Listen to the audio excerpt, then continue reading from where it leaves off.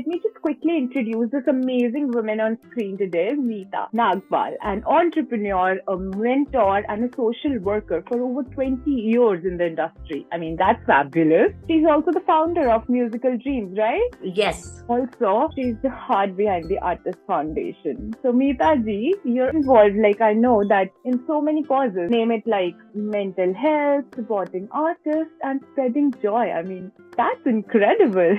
Thank you.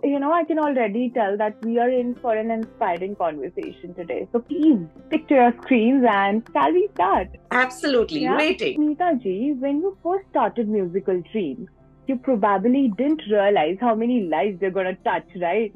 So looking back to the talented artists you've helped discover and nurture, is there a moment or a person whose success made you feel like everything you've done, like every sacrifice, every late night was worth it? So yes, I've been very lucky. I've worked with a lot of upcoming artists like Rashmeet Kaur, Shruti Dashmana, Harjot Kaur, to just name a few. And I'm so happy that I've been able to be a part of their journey. But yes, there is only just one person who's made this journey worthwhile. And every late night, every failure, only one person that let me keep that insisted and made sure that I moved on. And that one person is me. I did it all for myself. And I just feel so happy. And every time a failure also came forward, I had the courage because I was doing it for me. And I think everybody should take their passion, take their dream for themselves. Of course.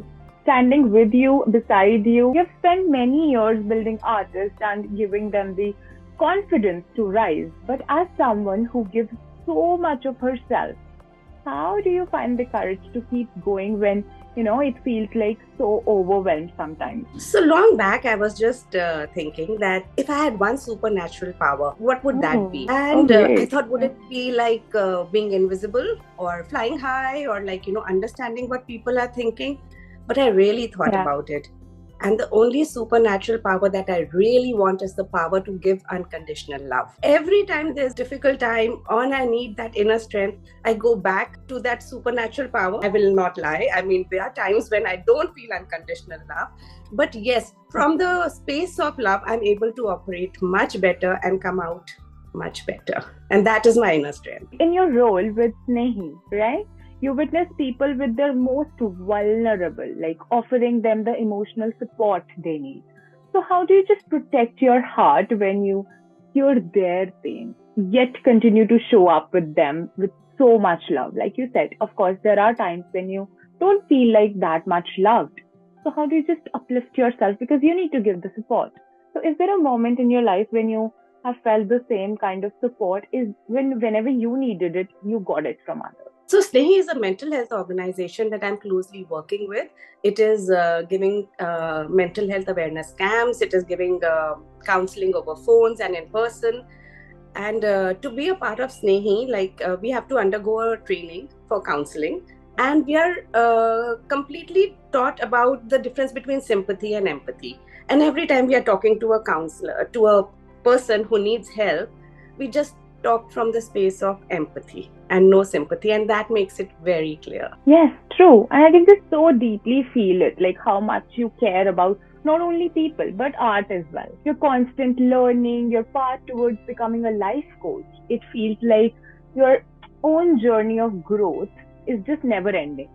So can you share a time when you were like at the crossroads in your life, when you felt like I need that help, I need that courage to take the choice, to align my choices or my passion with my purpose? As a woman entrepreneur, I think all of us have faced a lot of ups and downs, and we are often at crossroads. And one of the main reasons for being at crossroads is the family. We carry a lot of emotions. Okay, like if I go out of the house, I feel guilty that my kids are not looked after or I'm neglecting something, and vice versa. When you're at home, you feel worried about your workplace and your own self. So I've been at the crossroad because of my family, because of what choices I can make. But at the same time, I'm very blessed. My family is amazing and they have been my strength, and they have made sure that I've crossed every hurdle. They have been behind me, with me, and in front of me wherever I needed them. Isn't so beautiful? Wow, amazing. Here I'll say aspire to inspire.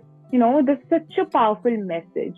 So when you speak to others, do you ever like pause and think about how much you own your own journey, like your struggles, your triumphs? What's the one lesson that always resonates with you and shape the way you're just leading your life? A few years back, I wrote a book called The Magic Man. And The Magic Man was a story not about the extraordinary people doing ordinary things, but it was about the ordinary people doing extraordinary things.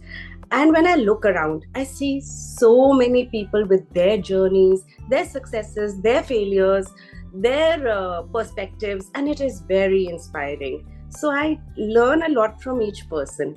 I recently heard a podcast when somebody said something very beautiful, that a teacher never teaches, it's a student learns.